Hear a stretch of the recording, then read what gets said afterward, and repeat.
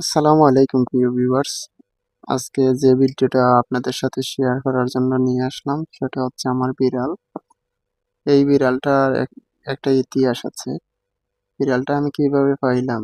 একদিন আমি এক এলাকার থেকে অন্য এলাকা যাচ্ছি গাড়ি দিয়ে। একটা আমার চোখে পড়ছে একদম দুর্বল রাস্তার পাশে পড়ে রয়েছে।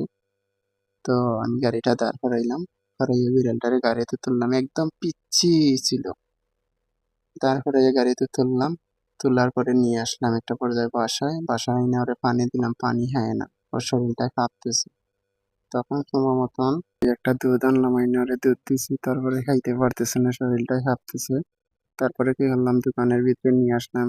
এসির নিচে নিচে রাখলাম। কিছু সময় পরে দেখি মোটামুটি শান্ত হয়েছে। তারপরে দুধ দিলাম, খাইলো। তারপরে সন্ধ্যায়ও দুধ দিলাম, খাইলো। রাত্রে দিলাম, খাইলো। এভাবে সেভাবে আজকে প্রায় ৩ মাস চলে গেছে। পরে আমি দুধ খাওয়াই। প্রতিদিন ও সন্ধ্যার থেকে আমার জন্য অপেক্ষা করে। সারাদিন কোথায় যেন থাকে জানি না। তো মাগরিবের আজানের পরেই চলে আসে। আজকে মাগরিবের আজানের পরে আমি একটু বাইরে ছিলাম। ও আমারে পায়নি। প্রায় ৪-৫ ঘন্টার থেকে আমার জন্য অপেক্ষা করতেছে। যখন দেখছে আমি আসছি ওইদিকে, কি করছে, কি ডাকাডাকি, কি কান্না করছে, ওটাই বুঝাইছে যে তুমি কোথায় গেছলা, আমি তোমারে পাই নাই, আমারে কেউ খাবার দেয় নাই, আমি অপেক্ষা করতেছি।